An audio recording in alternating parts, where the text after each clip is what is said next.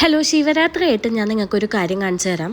കുറച്ച് പേരൊക്കെ കണ്ടിട്ടുണ്ടാവും, എന്നാൽ ഒരുപാട് പേര് കണ്ടിട്ടുണ്ടാവില്ല. വീട്ടിൽ ഭസ്മം ഉണ്ടാക്കുന്നതാണ് കാണിച്ചു തരുന്നത്. എല്ലാ ശിവരാത്രിക്കും ഞങ്ങളിങ്ങനെ ഉണ്ടാക്കാറുണ്ട് കേട്ടോ. അതായത് ചാണകം കുറച്ച് ദിവസം മുമ്പ് ഉരുട്ടി ഉരുളകളാക്കി വെച്ചിട്ടുണ്ടാവും.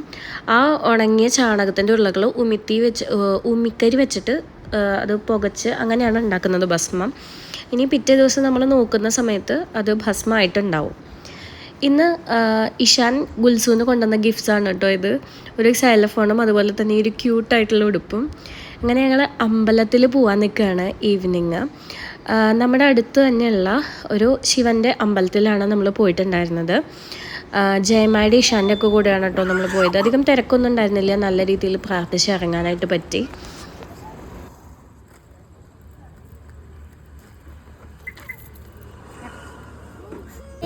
അമ്പലത്തിൽ പോയി വന്നതിന് ശേഷം ഇഷാൻ ഗുൽസൂനെ താരാട്ട് പാടുന്നതാണ് നിങ്ങളിപ്പോൾ കണ്ടുകൊണ്ടിരിക്കുന്നത്.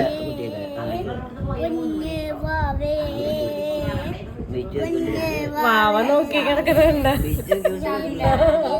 വാവ ചേട്ടനെ നോക്കിക്കൊണ്ട് കിടക്ക്.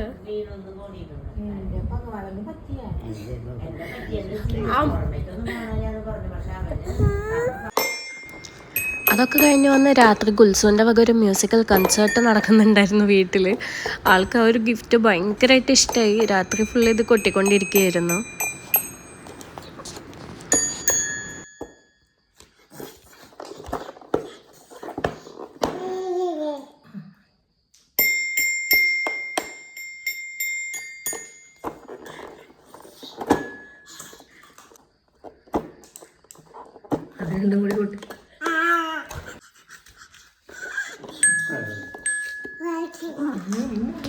ഈ ഒരു മ്യൂസിക്കൽ പരിപാടിയോട് കൂടി ഇന്നത്തെ കലാപരിപാടികൾ അവസാനിക്കുന്നതാണ്.